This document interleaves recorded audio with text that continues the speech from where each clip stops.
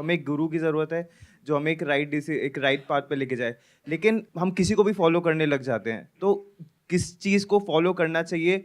जो मन कहता है उसको फॉलो करना चाहिए, या फिर जो सब कहते हैं उसको फॉलो करना चाहिए? या फिर जो गुरु कह रहा है उसको फॉलो करना चाहिए? गुरु कौन है?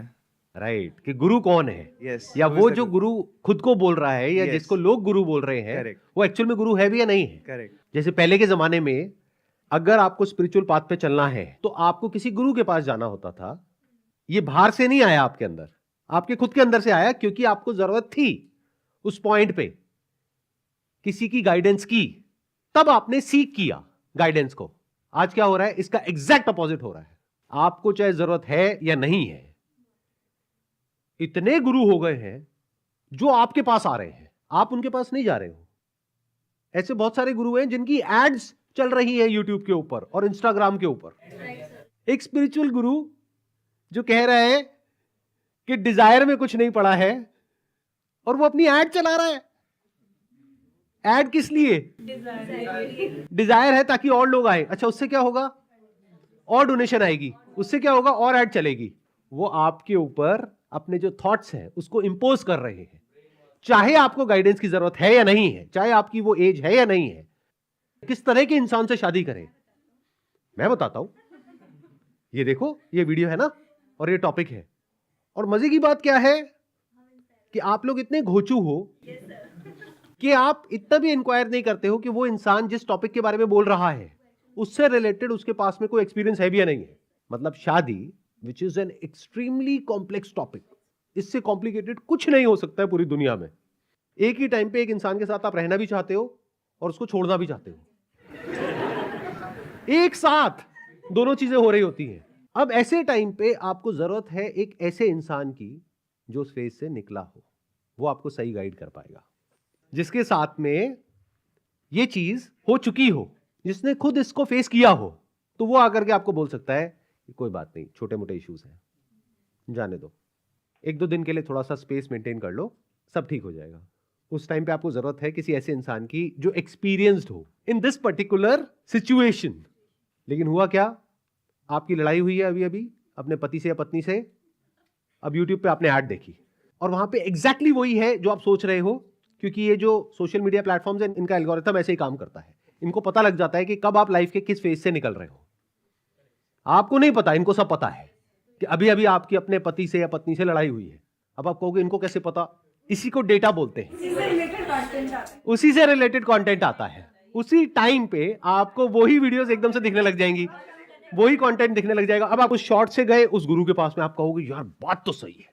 जब लड़ाई होती है उस इंसान से जिसके साथ आप रिलेशनशिप में होते हो, तो लाइफ की धज्जियां उड़ जाती है, कुछ समझ नहीं आ रहा होता है कि क्या हो रहा है।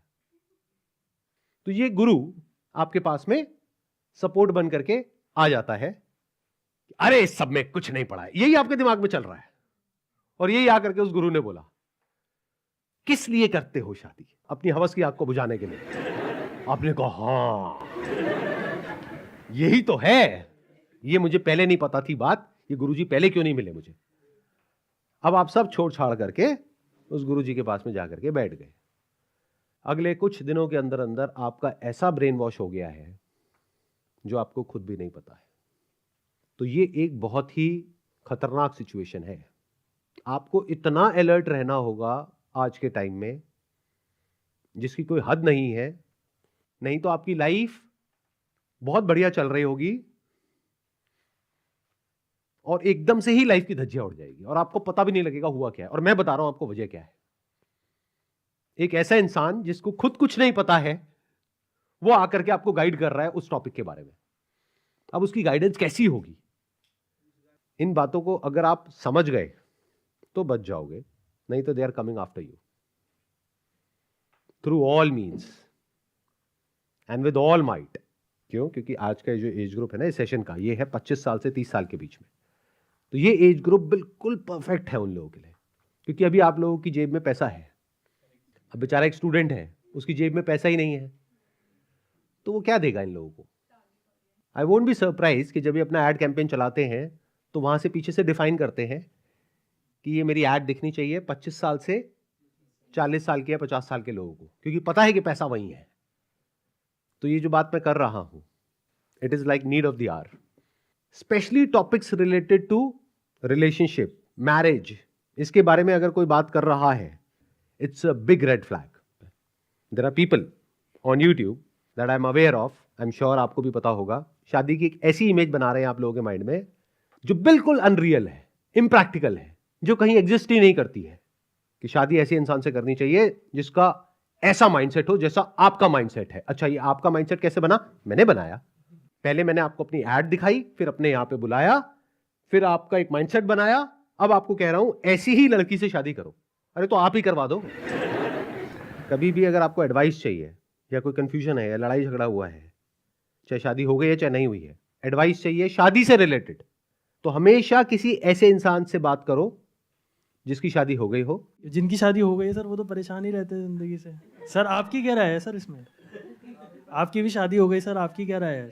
देखो, ये जो बातें होती है ना, एक्चुअल में मजाक में करी जाती है। इससे रिलेटेड जो जोक्स है ना, पति पत्नी के हसीन चुटकुले, इससे ज्यादा मजा और किसी चीज में नहीं आता, स्पेशली अगर किसी की शादी हो गई है तो। लेकिन अगर एक्चुअल में उन लोगों से आप जाकर के बोलो जो इस तरह की बातें कर रहे हैं कि छोड़ दो, कभी नहीं छोड़ेंगे। और आपको एक और मजेदार बात बता रहा हूं, जो इस तरह के जोक ज्यादा मारेंगे ना, उनकी रिलेशनशिप उतनी बढ़िया है। उस रिलेशनशिप में मजाक के लिए स्पेस है, इसका मतलब रिलेशन अच्छा है। और आप लोगों को क्या लग रहा है जिनकी शादी नहीं हुई है कि क्योंकि इससे रिलेटेड लोग इतना मजाक करते हैं तो सब दुखी है। जब इंसान दुखी होता है तो वो मजाक नहीं करता है, तो उसको मजाक तंग करता है, मजाक बुरा लगता है। तो जैसा आप सोच रहे हो एग्जैक्ट उसका उल्टा है। बट ये बातें कौन समझ सकता है? जिनकी शादी हो गई उनको समझ आ जाएगी मैं क्या कह रहा हूं। शादी बुरी नहीं है sir depending upon partner to partner. आपकी शादी हो गई है? नहीं सर, मैं तो वैसे बता रहा हूँ। अभी इन्होंने क्या कहा? Depending upon partner. पार्टनर क्या होता है? पार्टनर तो एक इमेजिनेशन है जो आपके माइंड में है।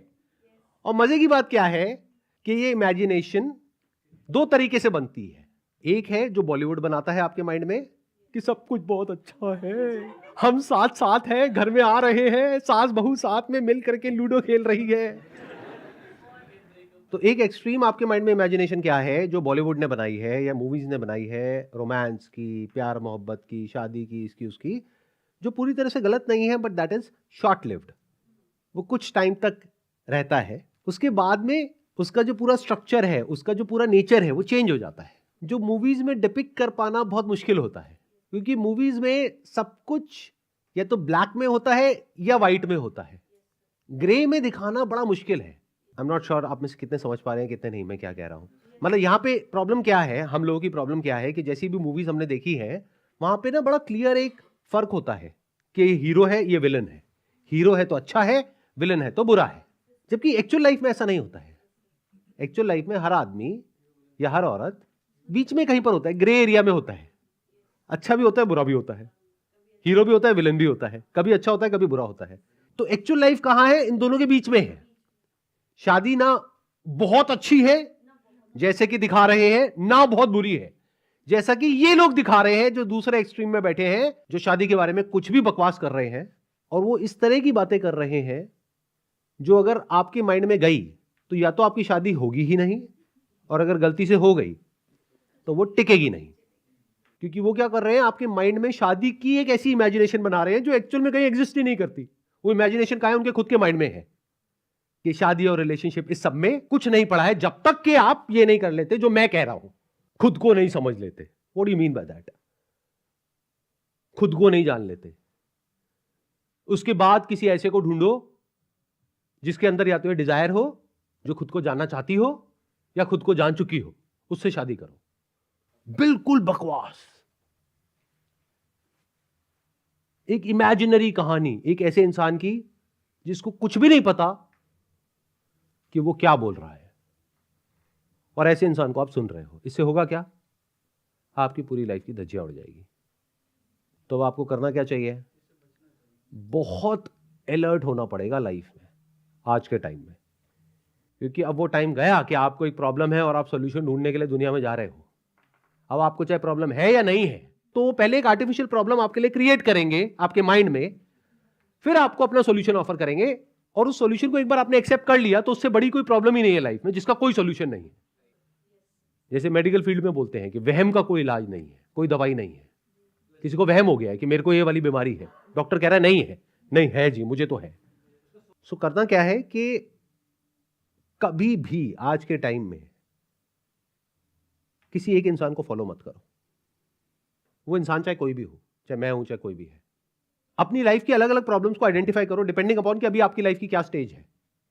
उसके अकॉर्डिंग उस टाइम पे देखो कि किस इंसान के पास में उस प्रॉब्लम का सॉल्यूशन है। उस पर्टिकुलर प्रॉब्लम के सॉल्यूशन के लिए उस इंसान के पास में जाओ, सॉल्यूशन निकालो, उसके बाद में टाटा बाय बाय।